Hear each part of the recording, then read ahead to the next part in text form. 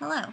In this screencast, I will be reviewing the contents of two museum websites, the Walker Art Center in Minneapolis and that of the Cleveland Museum of Art. Since both are museum websites, they largely contain the same broad categories of content and label them similarly. For example, visits, exhibitions and events, collections, and join or membership information. These labels constitute non-technical, non-specialized terms that are unambiguous phrases, and the contents contained within can be easily surmised and assumed without a specialized or academic knowledge.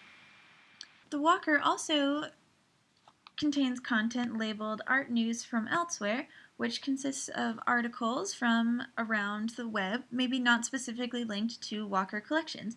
In addition, they also feature a dynamic and extensive blogging program with at least 9 different blogs that highlight art and artists related to aspects of the museum's programming, rather than your traditional static didactic resources. Between its layout, these extensive specialized blogs, and the inclusion of external art world news, the Walker Museum page becomes more like an online arts community than a repository of specific institutions' need-to-know visitor information. When examining the organizational structures of each website, we find that the Cleveland Museum of Art has a much deeper structure and hierarchy. When clicking on any one of the broad categories at the top of the homepage, Learn, for example, you are taken to another site with more categories of links that, again, immediately don't show their explicit content.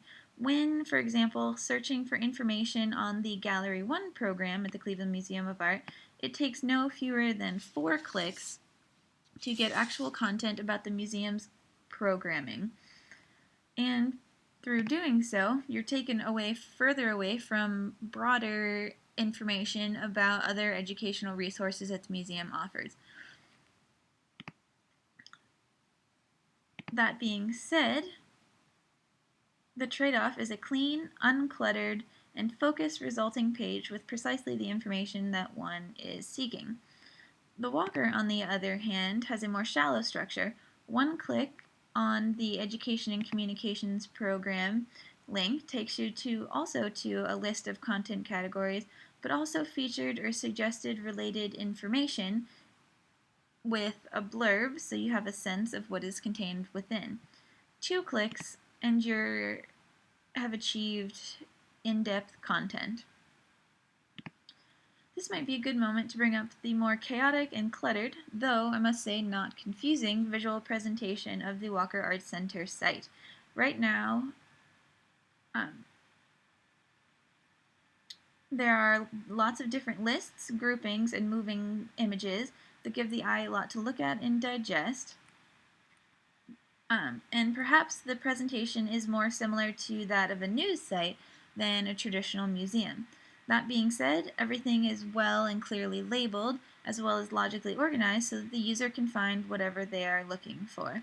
With as much dynamic content as this site features, this layout immediately gives the users a much better idea of the kinds of content that they can access, rather than having it buried deep in some hidden subheading.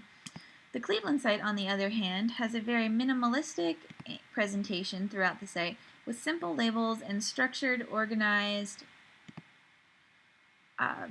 layout and menu options. To examine how content can be organized on these sites, I will take the permanent collection sections as an example.